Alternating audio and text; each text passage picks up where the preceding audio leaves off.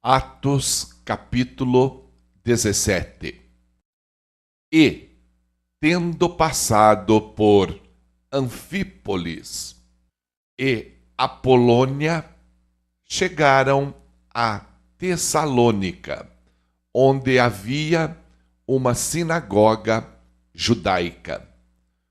Como fazia habitualmente, Paulo foi à sinagoga e por 3 sábados argumentou com aquele grupo de pessoas com base nas Escrituras, explicando e comprovando que se fez necessário que o Cristo padecesse e ressuscitasse dentre os mortos, e proclamava: Este Jesus que vos anuncio é o Messias. Assim, alguns dos judeus foram convencidos e se uniram a Paulo e Silas,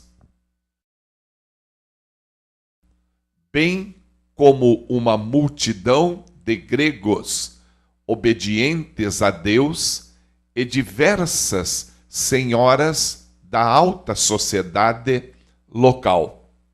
Porém, os líderes judeus sentiram forte inveja e reuniram alguns homens perversos dentre os desocupados. E, agitando a população, iniciaram um tumulto na cidade. Invadiram a casa de Jasson em busca de Paulo e Silas, com o objetivo de arrastá-los para o centro do ajuntamento da multidão. Todavia, não os encontrando, agarraram Jasson e alguns outros irmãos e os entregaram aos governantes da cidade, exclamando: Estes que têm causado alvoroço em todo o mundo, agora chegaram também aqui. E Jasson os hospedou em sua casa. Todos eles estão agindo contra os decretos de César, proclamando que existe um outro rei chamado Jesus. Ao ouvir tal denúncia, toda a multidão e os governantes da cidade ficaram apreensivos. Apesar disso, libertaram Jasson e os demais irmãos, após o pagamento da fiança estipulada. Então, logo ao cair da noite, os irmãos enviaram Paulo e Silas para Bereia. Chegando ali, dirigiram-se à sinagoga local. Os bereanos eram mais nobres do que os tessalonicenses, porquanto receberam a mensagem com vívido interesse e dedicaram-se ao estudo diário das Escrituras, com o propósito de avaliar se tudo correspondia à verdade.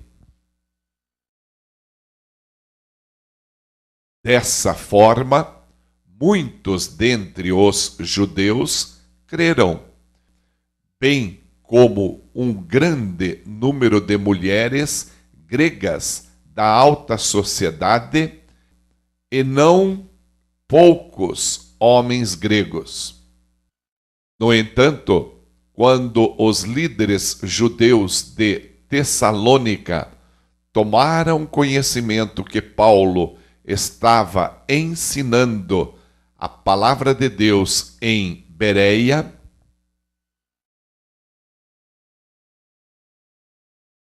rumaram imediatamente para lá, agitando e instigando a população.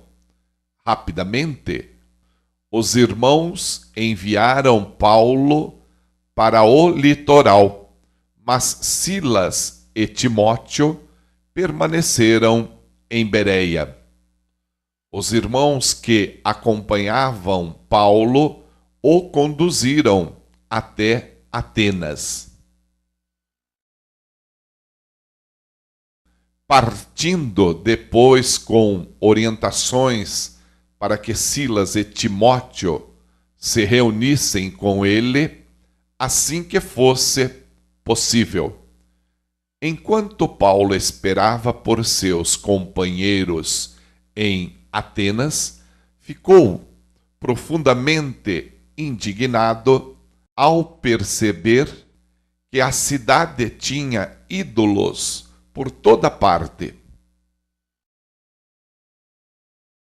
E sobre esse tema, dissertava na sinagoga entre os judeus e os gentios obedientes a Deus, bem como na praça principal, diariamente, a todos aqueles que ali estivessem.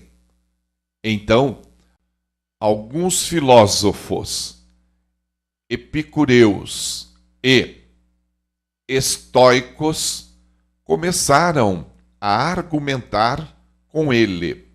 Alguns indagavam: o que deseja comunicar esse tagarela? Outros comentavam: parece ser um anunciador de deuses estranhos, pois Paulo lhes pregava as boas novas de Jesus e a ressurreição. Por essa razão, o levaram a uma reunião no Areópago, onde lhe questionaram: podes revelar-nos que nova doutrina é essa sobre a qual dissertas? Pois estás nos apresentando pensamentos estranhos e desejamos compreender o significado de tais ideias. Porquanto os cidadãos de Atenas, assim como todos os estrangeiros que ali viviam, não se preocupavam com outro assunto senão falar e procurar saber as últimas novidades. Sendo assim, Paulo levantou-se no meio da reunião do Areópago e discursou: caros atenienses, percebo que sob todos os aspectos sois muitíssimo religiosos, pois, caminhando pela cidade, observei cautelosamente seus objetos de adoração e encontrei até um altar com a seguinte inscrição: ao Deus desconhecido. Ora, pois é exatamente este a quem cultuais em vossa ignorância que eu passo a vos apresentar, O Deus que criou o universo e tudo o que nele existe é o Senhor dos céus e da terra, e não habita em santuários produzidos por mãos humanas.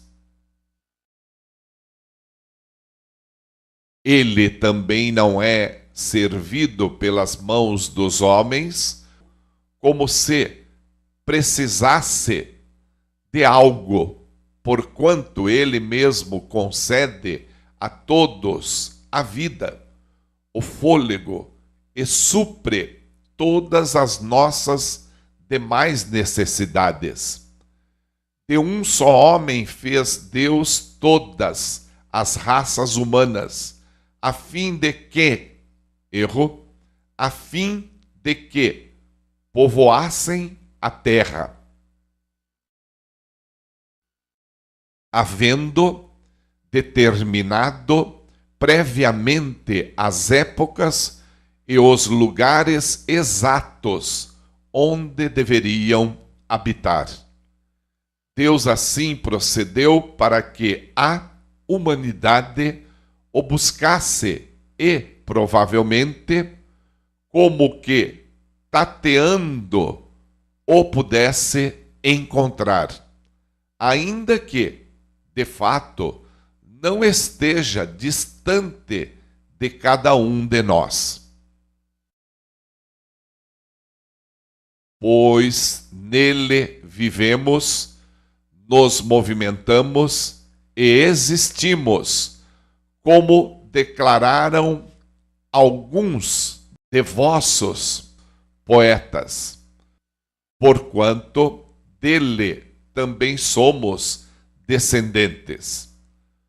Portanto, considerando que somos geração de Deus,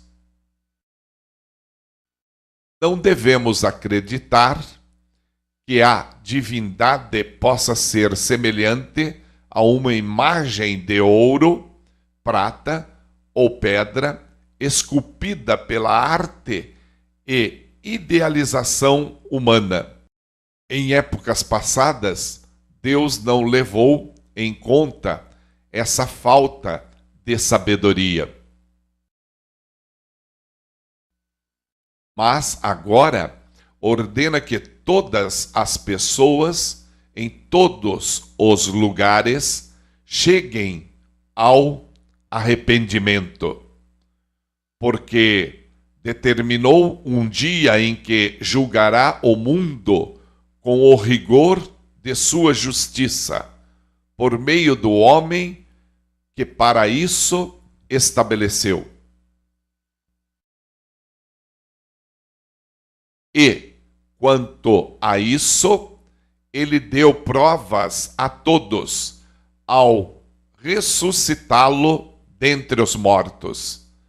Entretanto, alguns deles, assim que ouviram falar sobre a ressurreição dos mortos, começaram a dizer zombarias, e outros ainda exclamavam: sobre esse assunto te daremos ouvidos numa outra oportunidade.